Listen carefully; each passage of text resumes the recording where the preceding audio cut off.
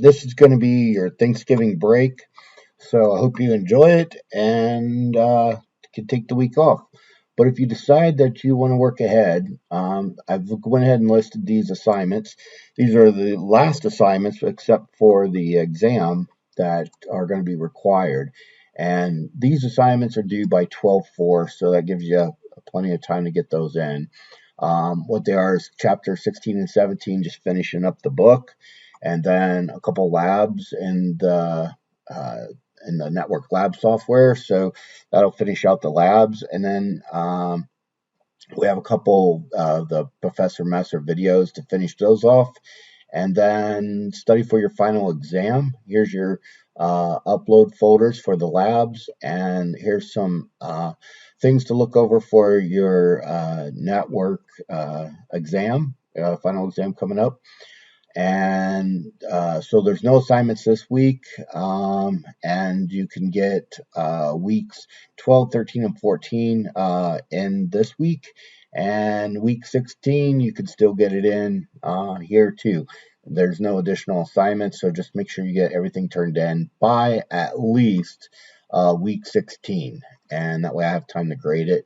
And then the final exam, end of term, the final exam, it'll be multiple choice, similar to like the midterm that we had. Okay, so let's kind of look at the book here, and let's go to chapter 16.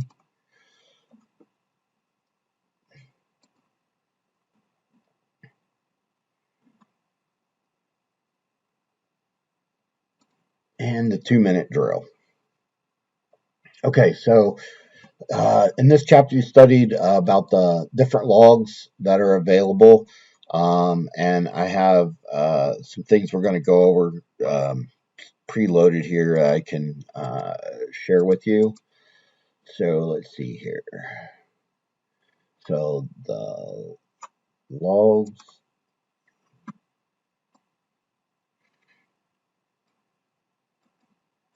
So here preloaded, I have the System 32.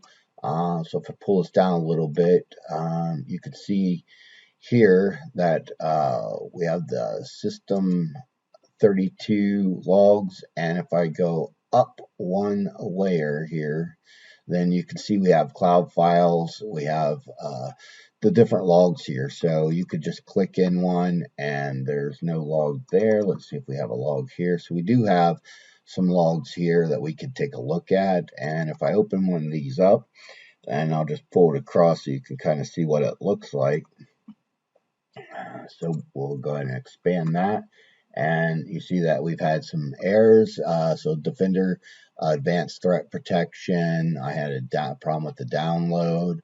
So you can just roll through here. You can see all the different problems. It gives you the date and the time, and it gives you the path here. So see Windows. So we're having a problem somewhere in there on my computer. So if anybody wants to fix that, that would be awesome. And then here's a full path here. Windows old program data, the Windows Defender Advanced Threat Protection. So it looks like I'm having some sort of issue there. Let's see if we can open this one up here and see if there's anything in this one. So this one looks a little bit different, and you can see that not as much in this one. Maybe there is. So I had a warning here, and so I had DISM provider, PID, and we could look the PIDs up. Failed to load the provider, and it looks like we had, well, it's a little bit hard to read, but it does give us some information. It was in the Windows System 32 DISM, which is a tool that Windows uses to help troubleshoot. Looks like I had several problems in the DISM. Here we just had some info.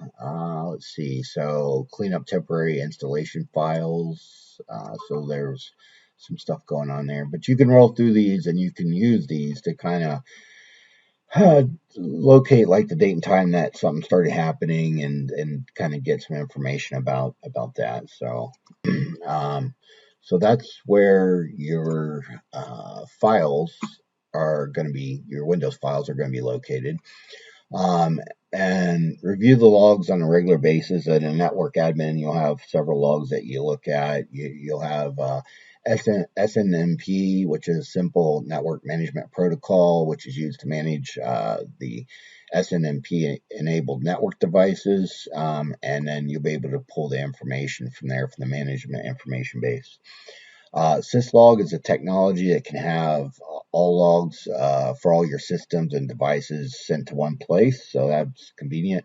Monitoring processes, we have packet sniffers, port scanners, system monitors, and event viewer. I have event viewer pulled up here, so let me go ahead and get that while we're here.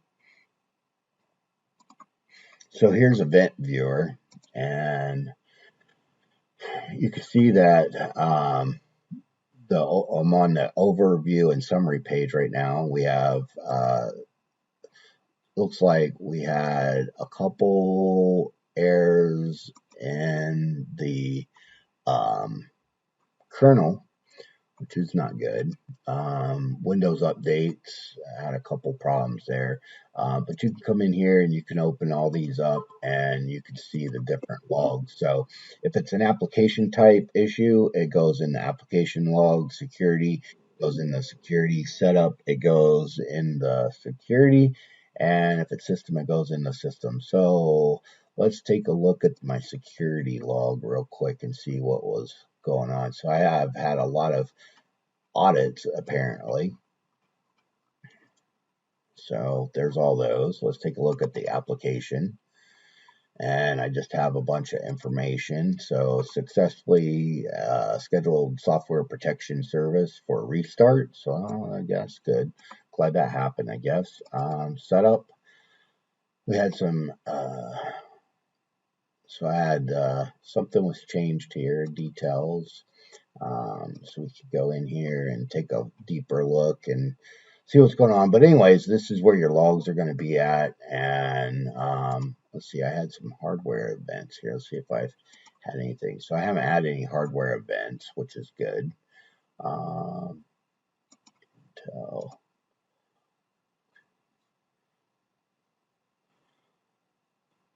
Microsoft anti-malware.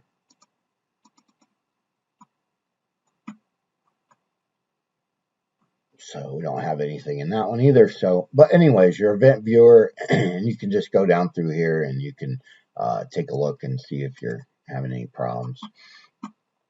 And then monitoring techniques to track problems to effectively monitor a system for health. So I've got an example of that here pulled up as well. Let's see here. So I have the Windows security, and this is the health report. So I'm not having any storage issues, no battery issues, no apps and software issues, and Windows Time Services, no issues. So that's a good thing. And it looks like there's nothing else that we can really see here. So when you're talking about system health, you can usually get a report of some sort. This one is through the Windows security application. All right. So we want to also watch our bandwidth, storage, CPU, and on a Windows computer, you can just do the task manager, and it has a whole bunch of that stuff in there for you. So here I can see all the processes that are running, how much CPU, memory, disk, network, GPU, power usage, and the power usage trend. So if you have something that's like sucking a lot of power, it might be a wise idea to stop that process or find out what it is. So this is the one I'm using right now to record this video. So that's using a lot of power. I don't want to stop it because I'm doing the recording. And let's see here. Adobe. I use Adobe a lot, so that's using a little bit of power, but you can kind of see how things are running here. You can sort it. So the most CPU power is being taken up by these couple apps here, and it does change. So if we look at performance, I can see actual graphs. So that's my CPU, how that's working right now, at 82% utilization, 3.19 gigahertz.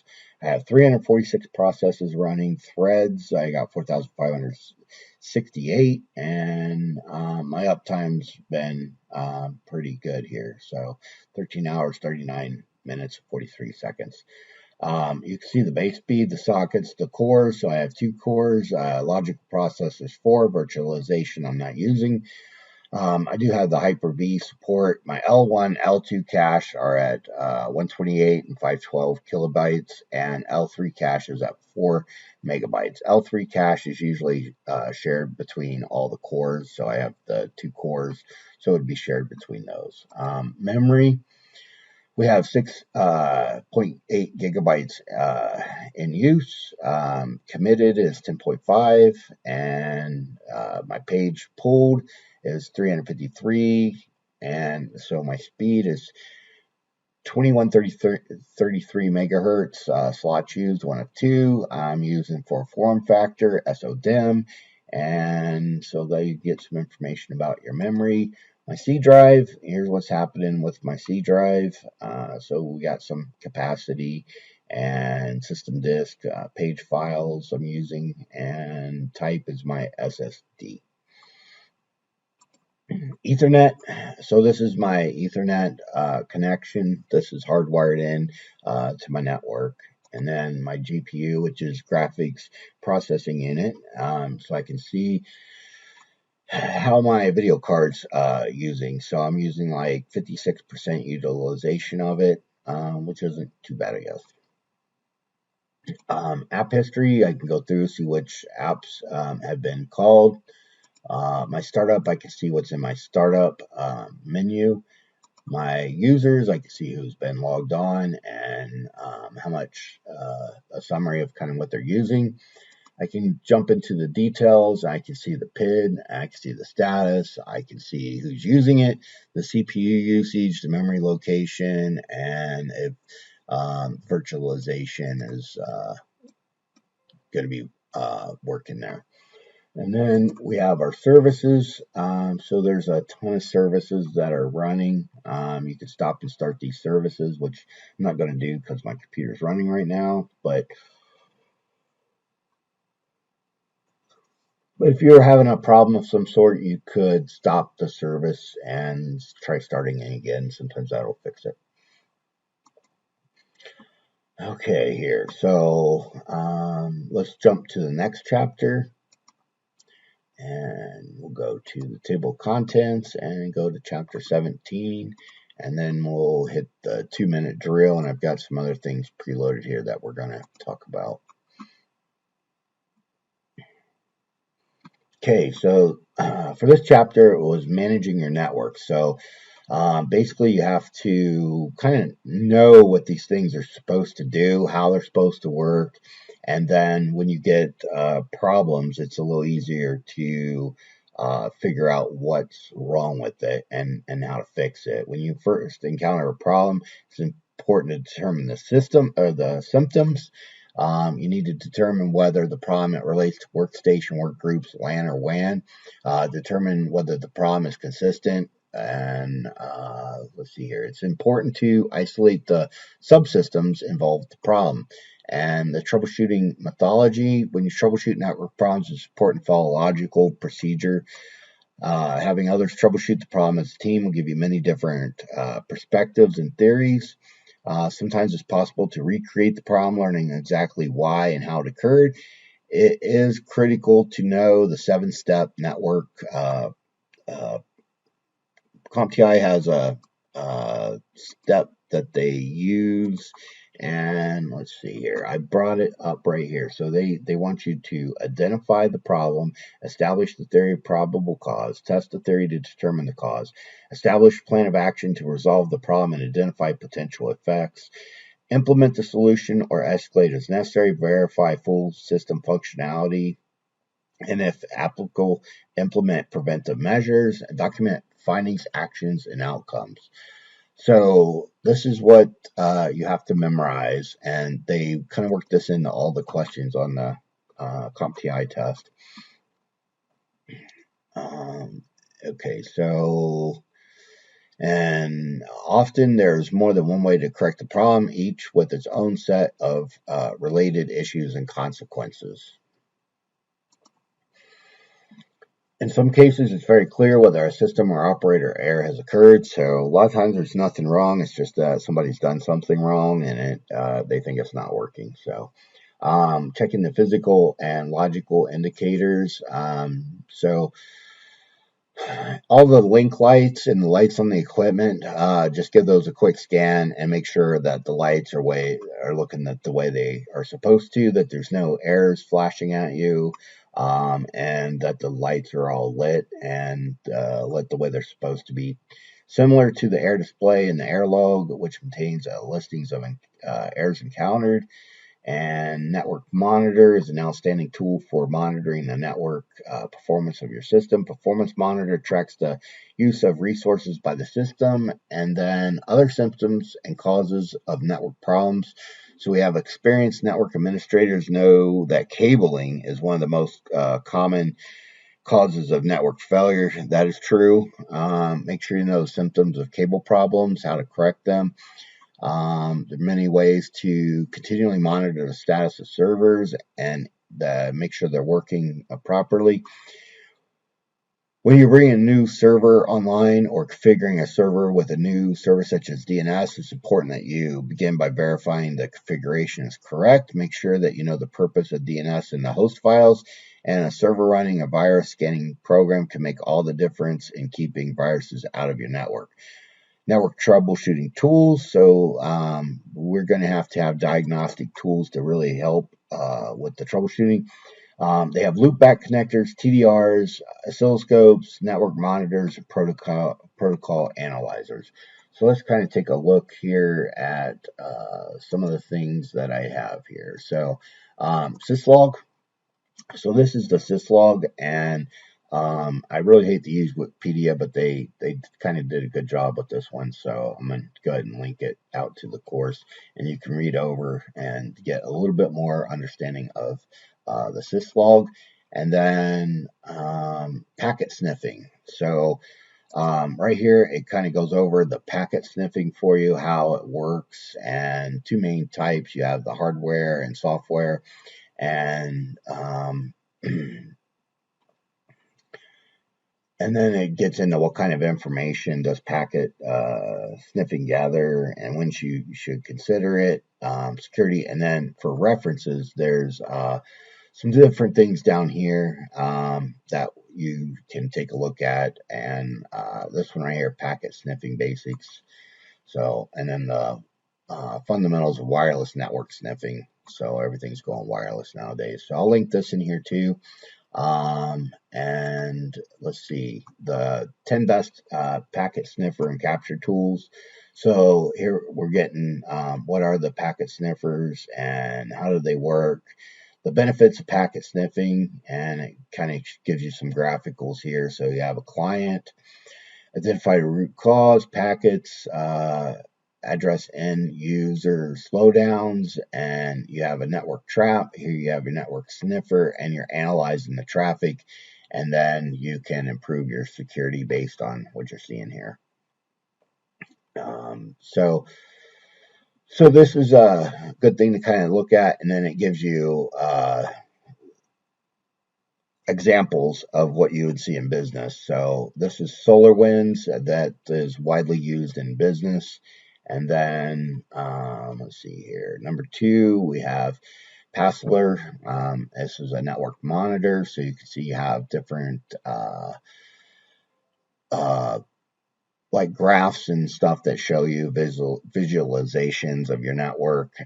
So there's a lot of different kinds of these, and they all kind of show you the same thing, but kind of in different ways. So let's see here, your port scanners. So here's port scanners. So we're going to go through kind of what the port scanners are, and then there's their rating of the port scanners. So this is TCP, you have an Nmap, and you have a NetScat, you have a port authority, advanced port scanners, network scanner. Here is another one. So there you can see that there's several NetScan tools. You get more of the graphical. I kind of like those myself. Angry IP scanner. So I'll link all these in the course for you, so you can keep them as references. And then here's a video from Cisco on the loopback interfaces that you can take a look at. And I do want to show you loopback real quick.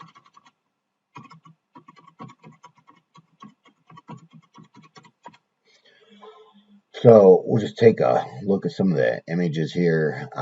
So loopback tool is just simple as this. It just this is an RJ45. You just plug it in and it sends the signal right back. So pull that up here, and then it'll tell you more about like what this actually does and kind of how it works. And here's a video on how to use it. So I'll link this in here as well. Good tool to have. Make sure you have one in your toolbox when you start doing this. Uh, the OTDR is an optical time domain reflectometer used in fiber optics. So it goes over what it is. It's a device that tests the integrity of fiber optic cable and is used for the building and certifying, maintaining, troubleshooting fiber optic systems. So there's quite a bit of information here on how these things work and about them. So I'll link this in here as well, and you can see basically they just take it, plug it in a network, and they can run their patterns and so forth. And if you're really interested in that, here's some more information for you. And let's see here. And so that's your OTDR. And up here, of course, there's different kind of links and stuff. But Fluke is probably the leader in this industry. Oscilloscopes. So oscilloscopes are, in my experience, more used on the engineering side of the computer component boards. So if you're doing troubleshooting for capacitance, inductance, Ohm's law, things like that, these would come in pretty handy. But the way they kind of work here, it's a graphical display of electrical signals and shows how they charge over time. And you can see here, engineers use oscilloscopes to design, manufacture, repair electronic equipment to verify the device is working properly. So basically, have some leads. Let me see if we can find another picture here real quick. So yeah, so I'm kind of at the bottom here. So you have a graphical display. You can plug your leads into these, and then you can put them on the board, and you can see the actual signals and stuff. So they have different kinds. So they have one where for bandwidth, analog channels, digital channels, and sample rate. So we can come on down. And then you have bench tops, you have mixed domain and mixed signal oscilloscopes, and performance real time oscilloscopes. This is probably the most common for bench techs. And then these are some of the probes that you can use. So you would just set them, plug them in, and then you can go and you can put those on the board. And typically nowadays they have software where you can see this on your computer, or you could just view the signals on the screens. So those are oscilloscopes. And then we're going to have network monitoring tools, and you're going to see a lot of different variations of these, but this is just a quick example. So where you can see that you're looking at file server, and you can see like different types of measurements and so forth. So there's that. And then just another example of network monitoring tools. These ones are the kind I like, where they show you like the percentages and things like that. If they could turn red if there's a problem and so forth. And there's our trusty loop back and our trusty loop back again. So let's jump back here. And so to summarize, we got our assignments for the week. I'll link these other links in the lecture in here before soon.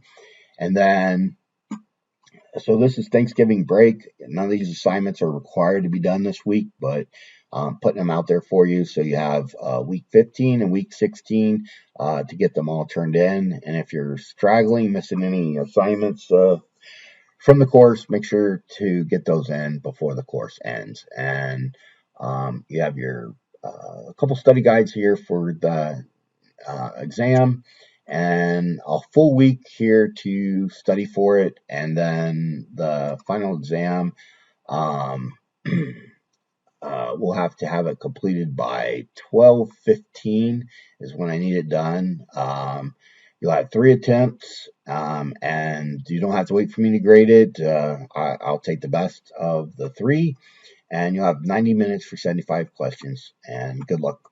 So I think that kind of wraps it up for today. This will probably be the last video since we're not having any other assignments besides the exam. So if you need anything, feel free to reach out to me and let me know. And I'd be more than happy to help you. And I hope you have a great Thanksgiving and finish up the rest of the course strong. And let me know if I can help you. Thanks. Have a great weekend.